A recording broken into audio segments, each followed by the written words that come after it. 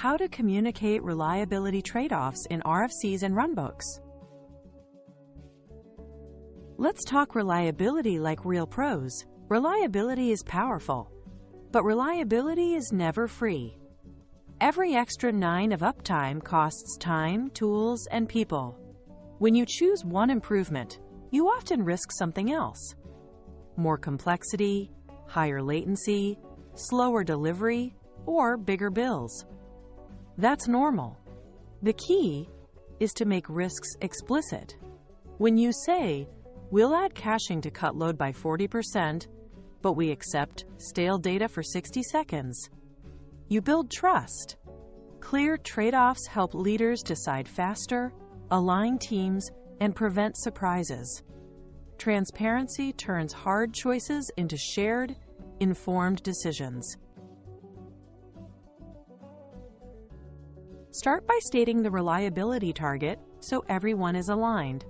Name the SLO/SLA, for example, API success rate of 99.9% and P95, latency under 300 ms.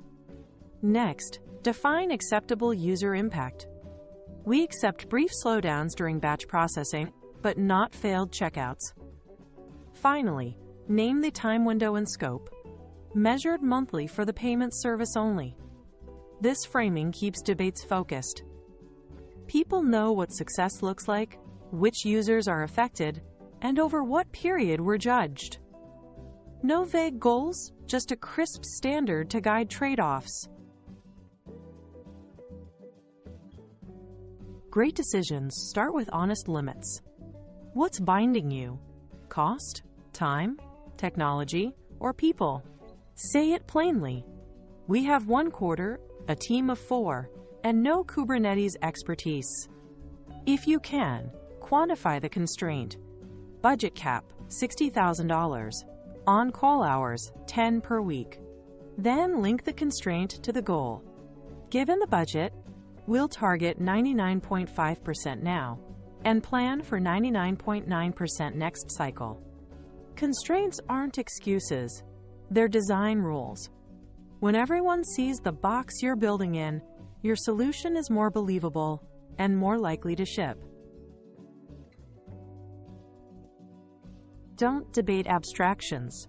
Compare 2 to 3 realistic alternatives. For each option, use the same criteria so the choice is fair. Reliability gain, latency change, complexity, cost, and delivery time. Then show expected benefit and cost with simple numbers. Option A adds retries, plus 0.2% uptime, plus 10 milliseconds latency, low cost. Option B, regional failover, plus 0.4% uptime, plus 50 milliseconds latency, medium cost. Side-by-side comparisons cut through opinion and reveal trade-offs clearly. If an option looks great, but can't be delivered in time, it's not truly competitive. Speak in specifics, not fear. Describe failure modes, like cache stampede, DB connection exhaustion, or region outage, instead of "it might break." Estimate likelihood and impact. Cache stampede, medium likelihood, high impact on latency. Then flag blast radius and time to recover. Impacts all checkout users. Expected recovery in 15 minutes with circuit breaker. This language helps leaders weigh risks without drama.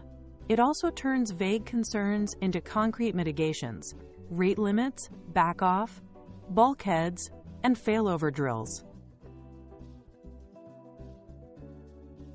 Make a call and make it safe.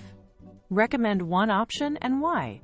Choose regional failover to protect revenue during outages. Add a kill switch or rollback plan. Feature flag failover. Rollback by disabling the flag. Then define monitoring and alert thresholds.